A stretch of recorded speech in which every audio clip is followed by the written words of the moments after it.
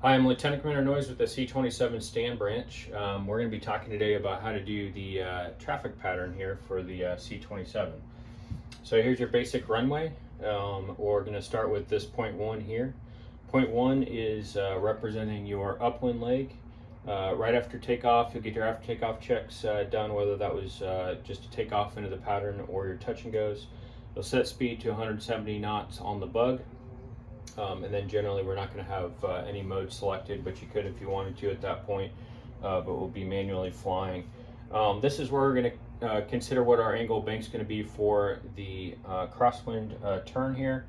Obviously, depending on whether it's an undershooting or overshooting wind, or if it was a touch and go, how you need to bracket for that next pattern. Typically, we're going to set our altitude at 1,500 feet above the field elevation for turboprop operations. But for example, here at McClellan Field, we would set 1,400 feet and actually 2,400 in the bug to back us up, so we're getting those altitude calls if we're deviating from that altitude. So you do your crosswind turn here, and it's pretty much your standard rectangular pattern. Obviously, you can adjust this as needed. Point two here is kind of where you want to start thinking about your visual reference points. Pick one up, even if it's your first pass, whether that's a large building or landmark that you can kind of put the track of the aircraft on and adjust from there. You're going to take a look at your winds as well and how that's affecting you, if that's not already apparent, and use your ground track marker as a good sight point there, a reference point, to see what your actual ground track is. Which is going to be basically that magenta colored diamond that is hopefully close to the heading bug. Obviously, if you have a crosswind, those two are not going to be synonymous. Our typical distance that we're going to run in the pattern should be somewhere probably between about a 0.8 and 1.2 nautical miles away, tighter or further away depending whether you have an undershooting or overshooting wind, and maybe between that 1 to 1.2 range with pretty much winds down the pipe. We're going to have our min B and min R set as well. At McClellan, that's going to be 600 and 300 feet. The 600 feet for min B corresponds to 500 feet above the field elevation, rounded up there.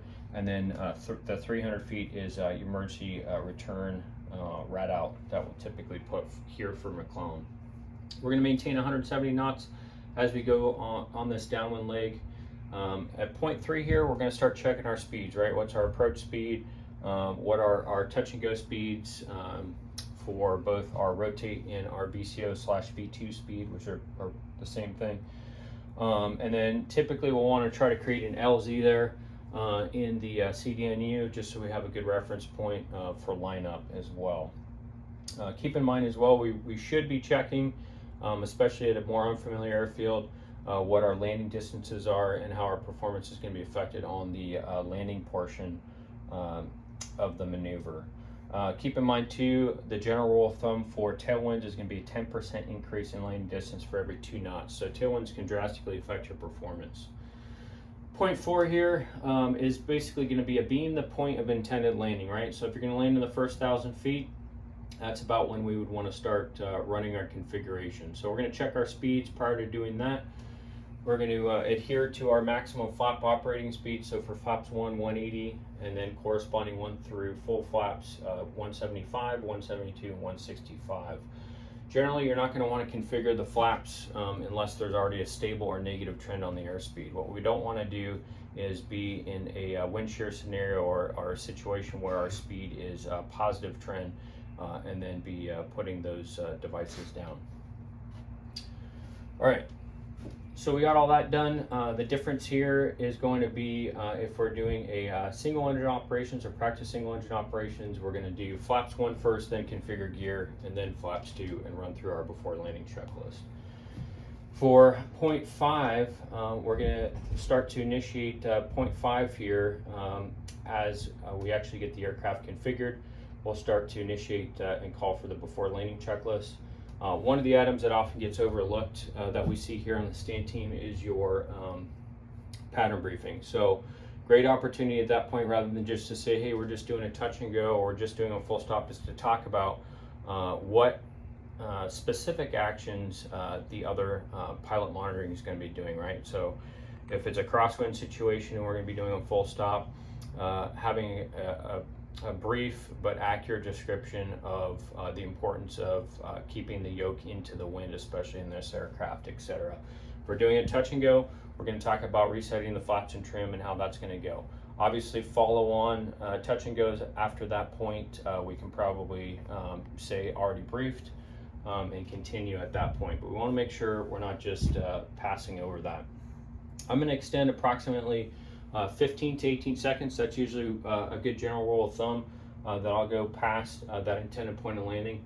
And then once I'm fully configured at that flap setting for the correct approach speed, I will tell the pilot monitoring to set my approach speed.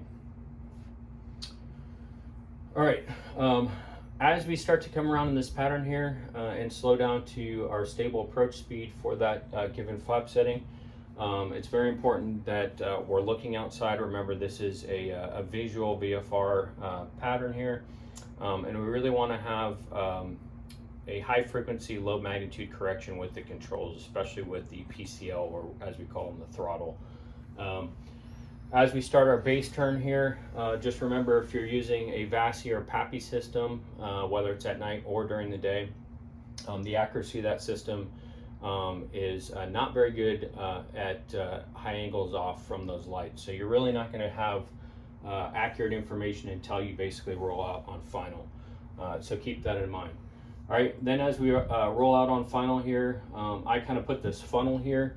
This is how I visualize in my mind corrections, right? So we want to make those larger corrections that we need to do in deviations out far, and then less and less as we get in closer for the landing regime.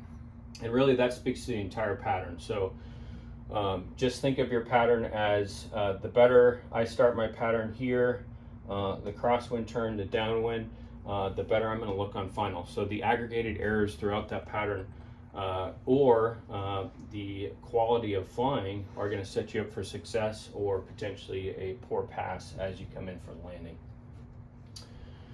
At 500 feet, there will be a stable call, all right? And there's a better, more detailed description of what stable means in the 3710 Coast Guard document. But for just to cover kind of the basic items here, right? You need to be configured in your planned landing configuration.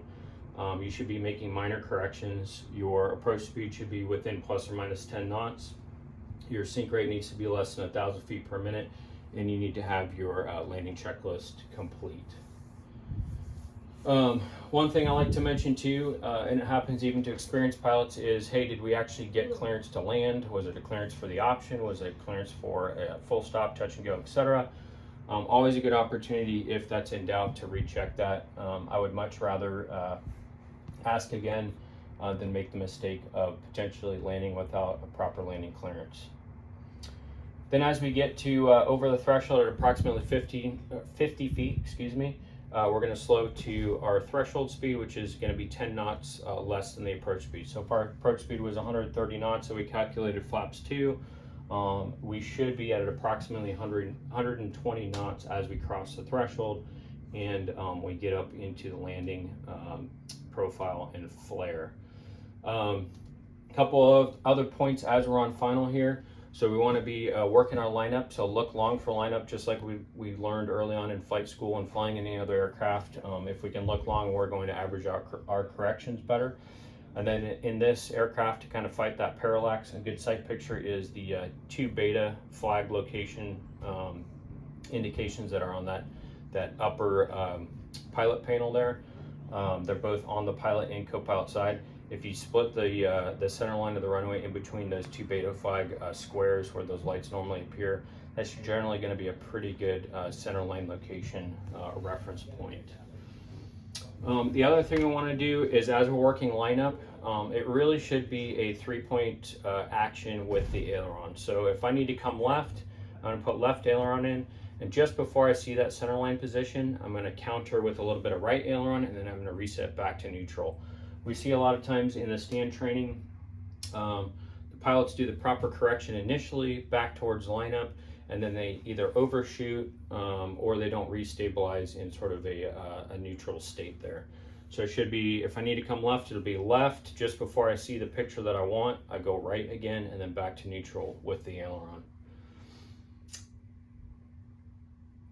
And that pretty much sums up the pattern.